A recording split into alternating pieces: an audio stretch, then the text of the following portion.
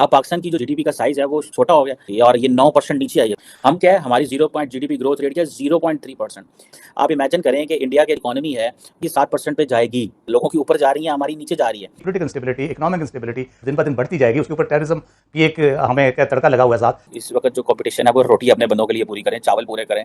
तो जब किसी कौम के बच्चों को प्रॉपर फूड ना मिले तो ग्रोथ नहीं होती, जब ग्रोथ नहीं होती तो वो मेंटली पीछे रह जाते हैं। नाज़रीन, ये वतन जहां हम आज आजाद फजा में सांस लेते हैं, आम तासुर तो ये है कि पाकिस्तान को बैरूनी दुश्मन से खतरा लाहक है, मगर तल्ख हकीकत ये है कि वतन अजीज को जितना खतरा बैरूनी दुश्मन से, उसी कदर अंदरूनी दुश्मन की तरफ से भी मुश्किलात का सामना है, और अंदरूनी दुश्मन ज्यादा खतरनाक होता है। तो हम आधा पाकिस्तान अपने आधे पाकिस्तान को बदनाम कर रहे हैं। वो काम जो बैरूनी दुश्मन 75 वर्षों में नहीं कर सका, अंदरूनी दुश्मन ने करके दिखाया। और ये सारी चीजें देखी जाए अगर तो Bharat is going to take, Modi साहब और doctor Jaishankar is taking Bharat to the next level, of course to become a regional power. और friends, welcome to my channel for another reaction video on Pakistan. तो इस वीडियो में स्पेशली दिखेगा कि पाकिस्तानी जो मीडिया है वो अपना जीडीपी कंपेयर कर रहा है इंडिया से। पता नहीं मतलब ये लोग सोच भी कैसे सकते हैं ये सब चीजें। बट एनीवेज, मैं आपको बोलना चाहूंगा कि रफली पाकिस्तान का जो जीडीपी है ना वो है $316 बिलियन रफली इतना ही आसपास, और उनका जो ग्रोथ है ना वो ग्रोथ 0.5-0.6 के आसपास आ रहा है। अब वो बोल रहा है कि इंडिया का जो जीडीपी जो है वो है $3.6 ट्रिलियन और उनका जो ग्रोथ है वो 7% है। हमारा ऐसा कैसे हो गया? अरे बेवकूफो, तुम सोच लो, तुम्हारा कंट्री छोड़ दो, जैसे पकड़ लेते हैं कोई और कंट्री, जर्मनी अब क्या है, वो पूरा रिसेशन में जा चुका है, और जर्मनी बहुत सारा चीज चाइना को एक्सपोर्ट करता है, चाइना से बहुत सारा चीज इंपोर्ट भी करता है, तो उनका जो सप्लाई चेन में है ना वो वहां पे कंट्रीब्यूशन है। अब पाकिस्तान का जीडीपी में सप्लाई चेन में कंट्रीब्यूशन कुछ नहीं है। पाकिस्तान का आईएसआई का जो मेन बिजनेस है वो बिजनेस है ह्यूमन ट्रैफिकिंग, ठीक है, ड्रग ट्रैफिकिंग, ऑर्गन हार्वेस्टिंग, ठीक है, यहाँ पे है। तो इससे क्या हुआ, ये तो सप्लाई चेन का पार्ट नहीं है ना, वो तो डार्क वेब का पार्ट है, उससे आपका इकोनॉमी नहीं बढ़ेगा, ठीक है। और उसके बाद पाकिस्तान में एक दो चीज हुआ है, ये इमरान खान को पूरा टेरर डिक्लेयर कर दिया, और इमरान खान का आई थिंक उनका जो बाथरूम था ना उसको चेक करके बोल दिया कि ये ड्रगिस्ट है, मतलब वहां पे शायद कोकेन का कुछ सैंपल मिला था, तो आईएसआई ने वो चला दिया है। और आपको पता होगा ये 9th में का जो वायलेशन हुआ है ना, आप खुद सोच लीजिए कि वहां पे वुमेन का, चाइल्ड का कुछ राइट्स वहां पे वायलेट नहीं हुआ। और आयरनी यहाँ पे नहीं है, आयरनी है कि यूएसए यूके ये तो बोल रहा था कि ह्यूमन राइट्स का चैंपियन था, ह्यूमन राइट्स का चैंपियन, इन लोगों ने एक भी बात नहीं बोला पाकिस्तान में ये जो gross violation of human rights हो रहा था। स्पेशली देखिए वहां पे क्या है, कोई आप मैं बोल सकता हूँ 9 में जो भी वायलेंस हुआ है वहां पे कोई हिंदू पार्टिसिपेट नहीं किया, वहां पे तो आई थिंक 40,000 ही हिंदू रह गया है, कोई पार्टिसिपेट नहीं किया। वहां पे क्या हुआ कि मुस्लिम है, मुस्लिम के ऊपर ही मारा है, और वहां पे मुस्लिम को मारा है तो वो ठीक है, पाकिस्तान में तो मुस्लिम का कुछ वैल्यू है नहीं। वहां पे क्या हुआ है, पंजाबी को मारा है, ठीक है, और उसको मतलब कोई किसी ने क्वेश्चंस नहीं किया, पूछा भी नहीं, और ये लोग बोल रहा था कि ह्यूमन राइट्स कश्मीर में ह्यूमन राइट्स। अरे तुम्हारा ह्यूमन राइट्स झांक के देखो, कोई क्वेश्चन ये मतलब नहीं कर रहा है तो उसका मतलब ये नहीं है कि तुम वहां से बच जाओगे, ये तो कभी नहीं होगा।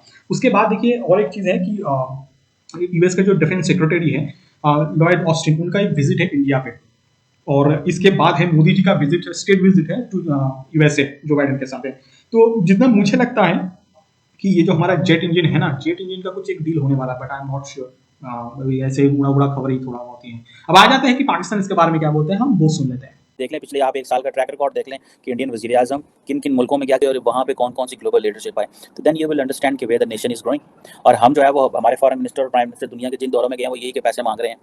हम क्या है, हमारी जीडीपी ग्रोथ रेट क्या है 0.3%। अब पाकिस्तान की जो जीडीपी का साइज है वो छोटा हो गया, तकरीबन पाकिस्तान की जो इकोनॉमी है वो $34 बिलियन छोटी हुई है।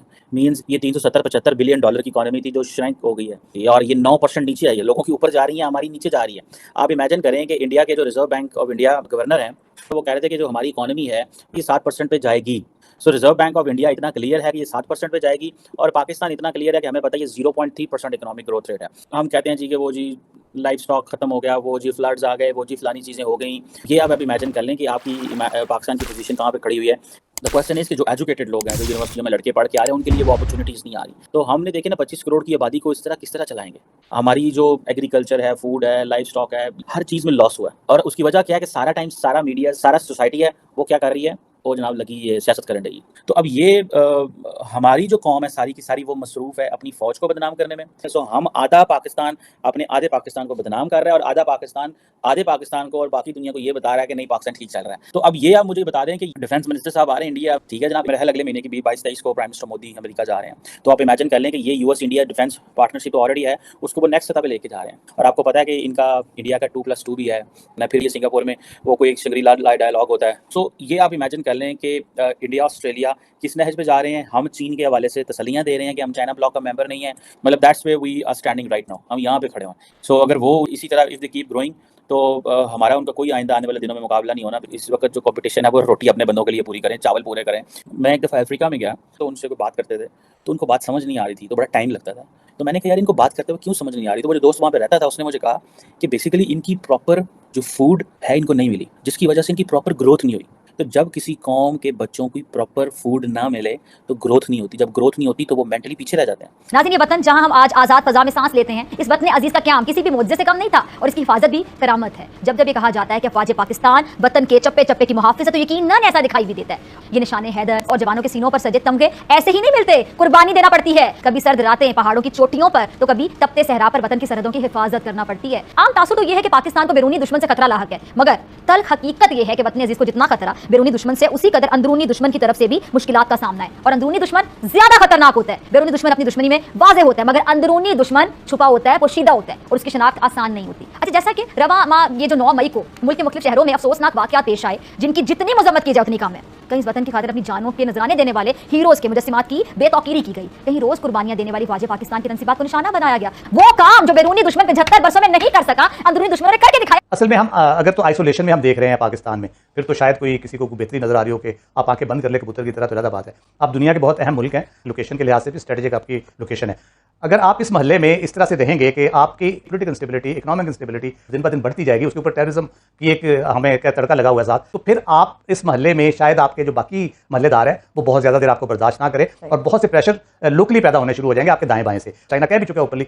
तो हालात ठीक करने के लिए आपको जब तक पॉलिटिकल स्टेबिलिटी आप नहीं लाएंगे उस वक्त तक आपके मामला ठीक नहीं होंगे। पॉलिटिकल स्टेबिलिटी का सीधा सा फार्मूला है, ये नहीं कि इमरान खान का मुतालबा है तो उसको मानना चाहिए। इंतखाबात जब तक आप नहीं कराएंगे, इस मुल्क में पॉलिटिकल प्रोसेस शुरू नहीं होगा तो बाकी प्रोसेसेस नॉर्मल तरीके से नहीं चल सकेंगे। बल्कि आपको तो बहुत इमरजेंसी में इकोनॉमिक सिचुएशन को जो एड्रेस करना है, इस किस्म की सूरत हाल में आप घिर चुके हैं। बहुत से और नहीं करती। इसी तरह खानों का जब जिक्र किया तो लखनऊ की बात हुई, चाट का जिक्र हो गया, पानी पूरी का जिक्र हो गया, लेकिन हाँ लखनऊ में टुंडा कबाब भी बड़े मशहूर हैं और बिरयानी भी बहुत मशहूर है, उसका जिक्र कहीं नहीं है। तो एक अजीब सी प्राइम मिनिस्टर मोदी अपना तासुब नहीं छुपा सकते। इसी तरह प्राइम मिनिस्टर मोदी ने कहा कि जी कि किस तरह मंदिरों में और गुरुद्वारों में लंगर बांटे गए, अब उनको जो दरगाहें हैं वहाँ वो नज़र नहीं आई, या मसाजिद नज़र नहीं आए। मैं शुद्ध जानता हूँ कि किस तरह दरगाहों में हर रोज़ ही लंगर लगते हैं, लेकिन उन दरगाहों का भी जिक्र नहीं किया। तो ये मोदी साहब का एक ख़ास नुक्ता नज़र है जो उभर के सामने आता है। शायद वो जानबूझ के करते हैं। फिर जो है मुंबई स्ट्रीट का, दिल्ली स्ट्रीट का जिक्र किया और साथ में कश्मीर एवेन्यू का भी जिक्र कर दिया ताकि एक मैसेज आए कि जी Kashmir is also an integral part of India. फिर डेमोक्रेसी का जिक्र उन्होंने किया। ठीक है, वो कहते हैं कि हम दुनिया की सबसे बड़ी डेमोक्रेसी हैं, जमहूरियत है,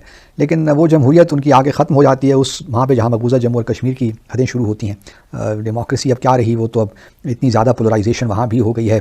और ठीक है इलेक्शंस हो जाते हैं, लेकिन किस तरह ये इलेक्शन जीता जाता है वो भी हमें मालूम ही है। बट इन एनी केस मैं ये बताना चाहता हूँ जो आरएसएस और बीजेपी का जो एक एजेंडा है एंटी मुस्लिम, वो पूरी तरह नज़र आ रहा था प्राइम मिनिस्टर मोदी की तकरीर में। और बदकिस्मती देखिए कि मजमे में जो लोग बैठे हुए थे उसमें बेशुमार मुसलमान भी नज़र आ रहे थे। अब उन्होंने किस तरह इसको लिया होगा आई डू नॉट नो, लेकिन मैं बहैसियत मुसलमान मुझे अफसोस ही हुआ। ये ब्लेम गेम तो बहुत टाइम से होता आ रहा है, कोई प्रॉब्लम नहीं है, वो हमने भी देखा और पूरी दुनिया ने देखा। प्राइम मिनिस्टर को जो रिसेप्शन मिला, किस तरीके से पाकिस्तानी यूथ देखता है प्राइम मिनिस्टर मोदी को। पहले ना जब इतना सोशल मीडिया एडवांस नहीं था तो उस वक्त हमेशा मोदी जी को आरएसएस के साथ और गुजरात के साथ जोड़ के पाकिस्तान में ये चीजें लोगों को दिखाई जाती थी। पाकिस्तानी मोदी जी से डरते थे कि ये मुसलमानों को देख के बस उनकी गर्दनें उड़ा देता है। लोग अब इस जो प्रोपेगेंडा, ये जो चूरन हमें बेचा जाता था किताबों के थ्रू, हमारी मीडिया के थ्रू, लेकिन अब जो सोशल मीडिया पे वो जब देखते हैं कि भारत के करीब इस्लामिक देश आ रहे हैं, भारत की पॉलिसीज अच्छी हैं, भारत के मुसलमान बड़े पुरसकून हैं, तो आज यकीन माने अगर हम अपने ड्राइंग रूम में बातें करते हैं ना तो वो 2 नेशन थ्योरी जिसकी बुनियाद पर पाकिस्तान बना, लोग अब उस पर सवाल उठाने लगे कि ये थ्योरी ही फेक है। अगर ऐसा होता तो इंडिया के मुसलमान आज पाकिस्तान में बैठे होते, वहां से कोई बंदा तो आता ना। तो मोदी जी की इस वक्त जो हमारे मुल्क में जिस तरह लोग देखते हैं ना, वो कहते हैं वो एक आइडियल हुक्मरान है और मोदी जी जैसा कोई भी नहीं हो सकता। देखो उसने अपने देश को कहां से कहां पहुंचा दिया। तो ये अचीवमेंट है इंडिया की और लोग अगर मोदी जी को हक कर रहे हैं तो इनका भी अब दिल चाहता है कि हम भी एक जफ्फी डालें, क्या पता हमारे मुल्क की गुर्बत खत्म हो जाए। आज देखिए हमारी जेलें भरी पड़ी है, 14-14 साल की इनको कैद हो रही है। वो जवान जो सियासी तब्दीली के लिए निकले थे आज वो खुद अपनी जमानतों के लिए भुगत रहे हैं और सिफारिश एक्सेप्ट नहीं हो रही क्योंकि वो आर्मी के कानून के तहत उनको अब सजाएं दी जाएगी। तो हमारा और इंडिया के यूथ का कोई कंपैरिजन नहीं है क्योंकि उन्होंने 1947 के बाद जो है अपने बच्चों को तालीम दी है और हमने अपने बच्चों को सिर्फ इंडिया के खिलाफ तालीम दी है। 75 सालों में बेड़ा गर्क कर लिया अपना। अब रोते हैं कि किताबें चेंज करो, अब रोते हैं कि इंडिया से ताल्लुकात बेहतर करो। तो जब आप सबको ये पहले पढ़ाया जा रहा था उस वक्त अब हर बंदा जो पाकिस्तान का तज्जियाकार है जो वो आके बड़ी बड़ी खबरें देने लग जाता है कि भाई हमारी बहुत बड़ी नाकामियां इंडिया के साथ नहीं है। तो आज अगर पाकिस्तानी बहुत ज्यादा कोशिश कर रहे हैं ना कि हमारे इंडिया से ताल्लुकात बेहतर हो जाए, ये सिर्फ इस वजह से कोशिश कर रहे हैं कि हमारे हालात बेहतर हो जाए। हमारे यूथ को बेसिकली ना साइंस की